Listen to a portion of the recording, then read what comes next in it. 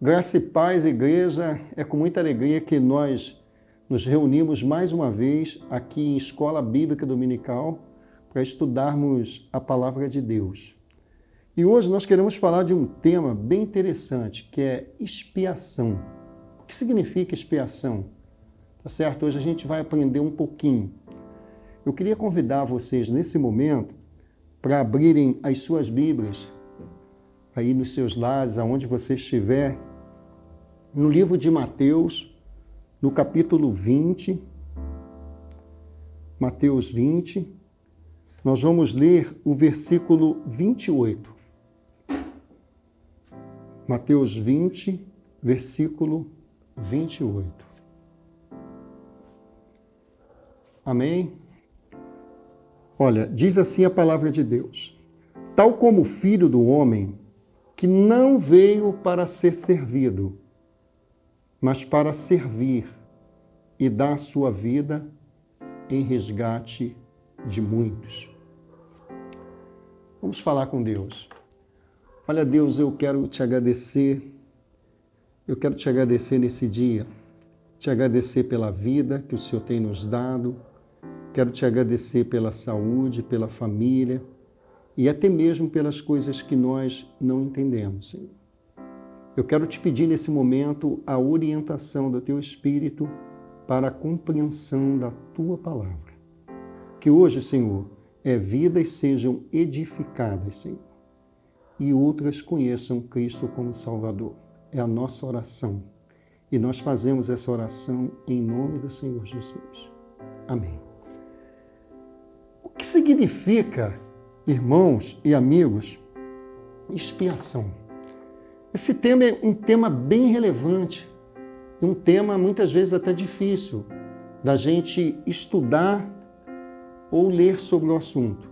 Mas é bem verdade que expiação, o que significa? Qual o conceito dessa palavra? Eu estava dando uma pesquisada no dicionário e eu encontrei o seguinte: é o ato ou o efeito de expiar. Ou seja, continua na mesma coisa. Cumprimento de pena. Opa, começou a clarear. Ou castigo. Alguém cumpriu uma pena, alguém pagou um alto preço por você. Então agora começou a ficar claro. Na Segunda Guerra Mundial, um pai estava viajando com um filho.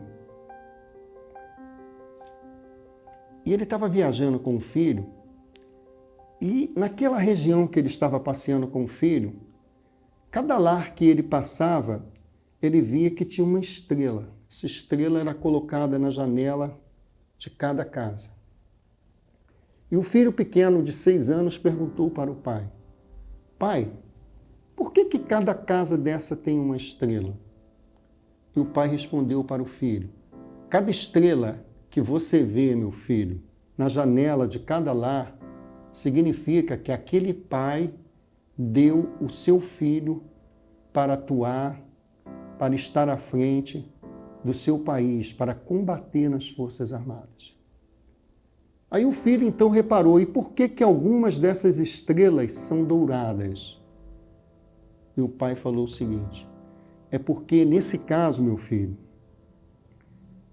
esse filho que foi dado para combater nas Forças Armadas, ele veio a falecer. Então, todas as vezes que você vê uma estrela dourada na janela dessa casa, é porque esse filho morreu. Morreu lutando pelo seu país. Mais à frente, depois que passou todo aquele vilarejo, aquele filho olhou para o céu e o pai falou: você está vendo aquela estrela ali? Ele falou: é, pai, tem uma estrela. Ele falou: significa que Deus, Ele deu o seu filho para que o seu filho pagasse um preço por você. Queridos, quando a gente pensa em expiação, ninguém pode fugir à realidade de que esse conceito de expiação, ele é a base, ele é o âmago da igreja e ele está presente em todo o Antigo Testamento, tanto no Antigo quanto no Novo Testamento.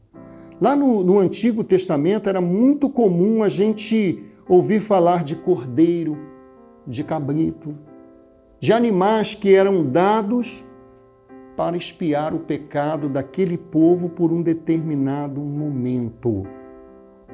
Então a gente começa a perceber que esse tipo de sacrifício era oferecido, mas ele era incompleto. Ele cobria o pecado, mas não cobria na sua inteireza.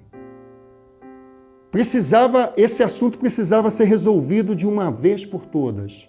Os sacrifícios praticados no antigo pacto, embora eles aproximassem o pecador do seu Deus, essa aproximação ela não era total. A justiça divina, ela reclamava uma reparação mais completa.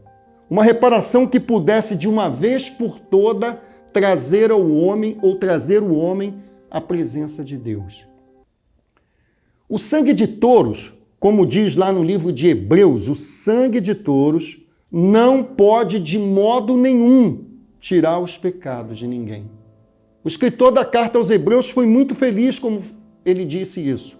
Uma vez que o sangue de touros, de bodes, as cinzas das novilhas, que eram esparzidas sobre os imundos, santificavam apenas as pessoas por um determinado momento. Somente o sangue de Cristo poderia purificar a consciência do homem por completo. Era necessário algo mais. Como eu disse para vocês, o sangue de bodes, ele não fazia todo o sacrifício. Ou ele não reparava o pecador por completo. Sabe por quê? Porque precisava de algo mais. Deus, então, ele começou a pensar nisso. Isso a gente percebe que todo o Antigo Testamento, a Antiga Aliança, esses sacrifícios, evidentemente, eles eram ineficazes, tá certo? Eram ineficientes e eram imperfeitos. Essa imperfeição reclamava a justiça e ela pedia algo mais. Como eu disse para vocês, esses sacrifícios, eles eram contínuos. Eles precisavam ser renovados sempre, porque o homem continua pecando sempre. Não adianta você falar, eu aceitei Jesus hoje e eu não peco mais. Não é verdade. Não é verdade. E os sacrifícios do Antigo Testamento tinham essa conotação.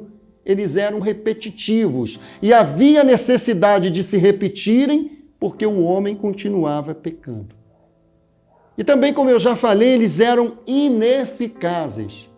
Eles não resolviam o problema e a realidade humana.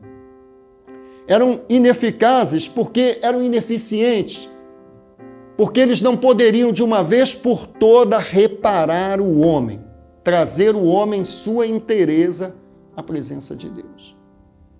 Quando eu penso na graça, quando eu penso naquilo que Deus fez por mim e por você, na verdade nós não merecíamos nada. Isso foi graça, é um ato de Deus por você. Os sacrifícios do Antigo Testamento purificavam apenas o exterior do homem, aquilo que estava visível, mas não purificava o homem por completo. Os mediadores, ou seja, os sacerdotes, também eram imperfeitos. Aqueles que nos representavam perante Deus também precisavam desses sacrifícios. E tais sacrifícios, eles caducaram com o advento da nova aliança. Essa nova aliança marcada pelo Senhor Jesus. Qual o sentido, então, da expiação no Novo Testamento? Qual a necessidade que tivemos efetivamente dessa expiação? Essa expiação, como eu disse, ela foi necessária por pelo menos dois grandes motivos. O primeiro, a santidade de Deus. A santidade de Deus. Deus é puro. Deus é santo. E ele não pode olhar diretamente para o pecador sob pena de fazer recair sobre ele a sua ira, o seu juízo e a sua justiça. Então não há como coadunar o pecado com a santidade de Deus. Deus queria que essa aproximação dele para com você, ela fosse algo completo. Você tivesse acesso. Tanto que é lindo quando a gente lê no Novo Testamento que quando Jesus morre, o véu do templo se rasga de alto a baixo. O sentido disso, biblicamente, é simplesmente maravilhoso. Significa que nada pode separar mais você de Deus, a não ser o pecado. Mas se você confessa esse pecado para o Senhor Jesus, você tem livre acesso. A pecaminosidade do homem, o pecado interrompeu esse relacionamento do homem com Deus, com sua santa justiça. E na sua santa justiça, o homem teria que ser condenado. Ele teria que ser condenado imediatamente por tudo aquilo que ele fez. O escritor da carta aos Hebreus, lá no capítulo 9, versículo 22, ele chega a dizer que sem derramamento de sangue não há remissão de pecados. Mas qual o significado da expiação pela morte de Cristo? O que essa morte de Cristo ela nos traz? A expiação pela morte de Cristo, ela tem um alcance infinitamente maior e mais profundo do que qualquer sacrifício feito no Antigo Testamento. O Antigo Pacto, como eu falei com vocês, consertava só o exterior do homem. O sangue daqueles animais cobria provisoriamente a sua culpa, o seu pecado. Mas o que significa isso? Esse sacrifício de Deus, ele na verdade é a propiciação pelo nosso pecado. Significa que Deus tornou você e eu propício, ou seja, favorável. Deus nos tornou apto e dignos de experimentar a sua santidade. Essa expiação também ela traz para a gente o sentido de juntar, de reconciliar, conforme a gente lê em João no capítulo 1 João no capítulo 2, versículo 2. E ele, Cristo, ele é a propiciação pelos nossos pecados. Que lindo, que lindo. Pelos nossos pecados e não somente pelos nossos, mas pelos também de todo mundo. A expiação de Cristo, ela também é substitutiva. Significa que Jesus morreu no meu e no seu lugar. Como Paulo fala, ele se fez maldição por nós. Ele foi o substituto perfeito, para todos os que buscam o perdão de Deus. Eu penso que a vinda de Cristo aqui, ela mostrou para a gente algo maravilhoso. É possível experimentarmos a santidade de Deus. É possível. Ela também dá um sentido de redentora, essa expiação de Cristo. Jesus satisfez todas as condições exigidas pela justiça de Deus, a fim de nos redimir. Ele pagou o preço. A expiação de Cristo também, ela é reconciliadora. Reconciliar, a palavra reconciliar, ela significa reatar. Reatar uma amizade. Tá certo? É fazer com que as pessoas fiquem juntas outra vez. E o homem estava separado. É aí que a gente encontra o versículo-chave da palavra de Deus, lá em João capítulo 3, versículo 16. Porque Deus amou o mundo de tal maneira. Ah, como eu gosto desse versículo. Porque Deus amou o mundo de tal maneira. Eu já falei em uma das aulas que eu dei aqui na igreja, quando fazia o seminário, eu gostava desse versículo. Depois que eu fiz o seminário, eu me apaixonei por ele. Porque eu aprendi uma coisa bem interessante. Eu acho que o português ele é um desafio para todos nós. E eu gosto muito da língua portuguesa, embora sou um eterno aprendiz, ou seja um eterno aprendiz. E no grego, tem um tempo de verbo que não existe na língua portuguesa, chamado auristo. Depois você pode até pesquisar. E eu procurei entender esse verbo amar, porque o escritor diz que Deus amou o mundo. Aí eu comecei a pensar, mas ele não ama mais? E começamos a fazer uma pesquisa desse verbo, nesse versículo, para ver qual o seu sentido. E a gente aprende, quando faz o grego, que o sentido desse verbo, esse verbo está no tempo auristo, ou no modo auristo. O que isso significa? Que quando uma palavra está nesse sentido do verbo auristo, ela não está preocupada em expressar o tempo em que aquela ação ocorreu. Então, João ali não está preocupado em expressar que o amor de Deus ali foi no tempo do verbo, no passado ou no presente ou futuro. A palavra, quando está ali no auristo, o objetivo do escritor foi falar o seguinte, e dar ênfase à intensidade da ação. Então, qual o objetivo de Deus ali quando colocou? Deus amou. Ele quis dar foco ao grande amor de Deus. Foi aí que João, não encontrando uma palavra que pudesse expressar isso na língua portuguesa, ele usa o tal. Olha, Deus amou o mundo de tal maneira. Queridos, essa expiação de Cristo ela é triunfante também. A morte de Cristo ela foi um triunfo contra o diabo, contra o pecado e contra a própria morte. Jesus Cristo, ele foi o sacrifício supremo de Deus.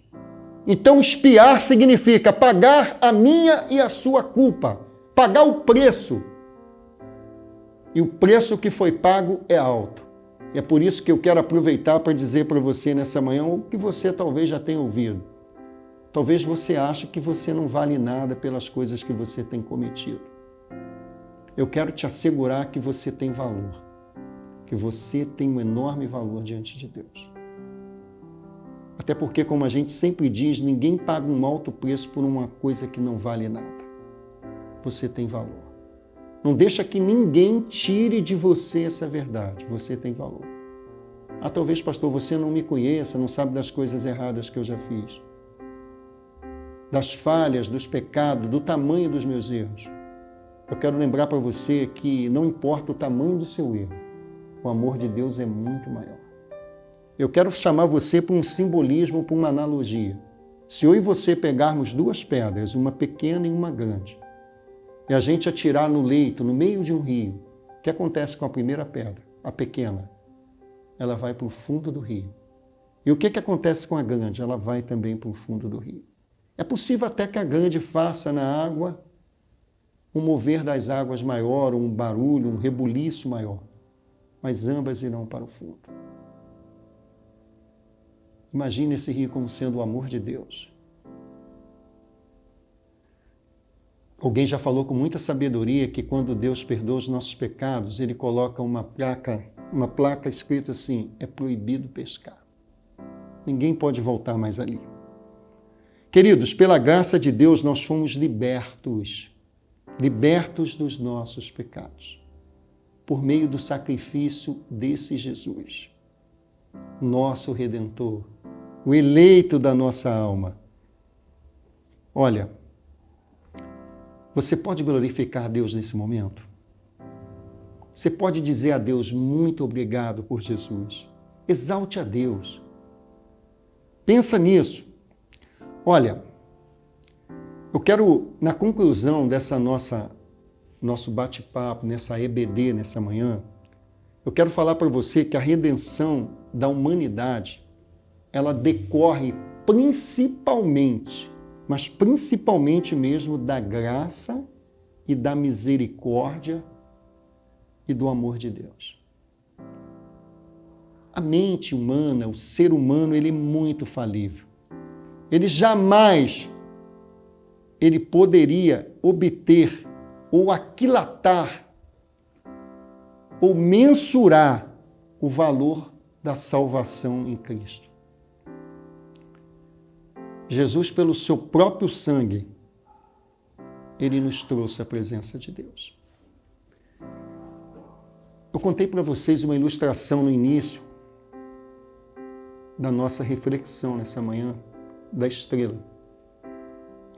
E para concluir, eu quero contar uma outra ilustração que em uma das minhas mensagens eu já tive a oportunidade de contar. Durante a Segunda Guerra Mundial, eu vejo muitos jovens fazendo apologia a Hitler. Você que faz isso é porque você não conhece a história. Esse cara era sanguinário. Ser humano muito ruim. E o Hitler, quando ele começou a perder a Grande Guerra, ele começou a apelar para tudo que ele podia. E ele começou a recrutar todo mundo para a guerra. Jovens, até adolescentes. E dentre os muitos jovens que foram recrutados naquela época, foi recrutado um único filho de um homem muito rico que tinha naquela cidade. Esse homem era um colecionador de quadros. Profundo conhecedor. Todo mundo sabe que, para quem entende, os quadros, dependendo de quem seja o pintor, vale uma fortuna. E aquele homem tinha uma fortuna e também uma fortuna muito grande em quadros. E o seu filho, então, foi recrutado para a guerra, um único filho que ele tinha. Era um adolescente ali indo para jovens.